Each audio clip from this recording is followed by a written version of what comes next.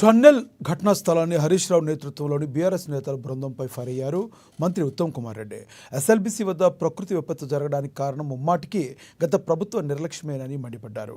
ఘటనకు ప్రధాన కారణం గడిచిన 10 ఏళ్లలో సరైన నిధులు కేటాయించి ప్రాజెక్టు పూర్తి చేయకపోవడం వల్లనే ఈ ఘటన చోటు చేసుకుందని, వారి చౌకబారు మాటలను తీవ్రంగా ఖండిస్తున్నామని ఆయన ఘాటుగా విమర్శించారు. హరీష్ రావు, జగదీశ్వర్ రెడ్డి తప్పుడు ప్రచారం చేస్తూ రాజకీయ లబ్ధి కోసమే మాట్లాడుతున్నారని మంత్రి కొట్టిపారేశారు.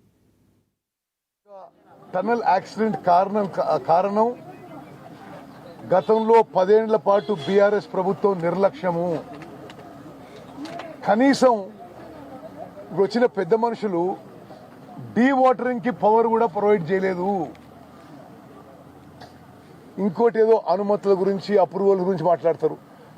వాళ్ళు 10 ఏళ్ల పాటు అధికారంలో ఉన్నారు, 10 ఏళ్ల పాటు పనులు జరుగుతున్నాయి, మేమే ఎక్కువ ఖర్చు చేసినాం అంటున్నారు. మరి ఈ ద్వంద్వ వైఖరి ఏదో అర్థం కావడం లేదు.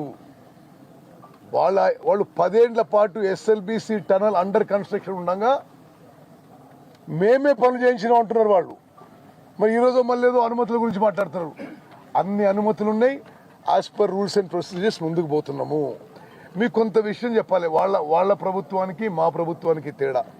ఈరోజు హరీష్ రావు, నిరంజన్ రెడ్డి, జగదీష్ రెడ్డి మాట్లాడన్ని అబద్ధపు మాటలు, ఒక గోబెల్స్ ప్రచారం. వీళ్ళ పేర్లు తీసుకొని జోసెఫ్ గోబెల్స్ అని పెట్టుకుంటే బాగుంటుంది. నేను చూస్తున్నా గత 14 నెలల నుంచి ప్రజలు వాళ్ళని ఓడించి మాకు తీర్పిచ్చారు. మేము ప్రజల మ్యాండేట్ మేరకు ప్రభుత్వాన్ని సమర్థవంతంగా ప్రజాపాలన ముందుకు పోతున్నాము. మంచైనా చెడైనా పూర్తిగా ప్రజలకు మేలు చేయాలనే ఉద్దేశంతో ముందుకు పోతున్నాము. ఈ ఎస్ఎల్బీసీ టనల్ వరకు తెలంగాణలో 30 టీఎంసీలు గ్రావిటీతో వస్తుంటే ఒక 2-3 వేల కోట్ల పనులు మిగిలితే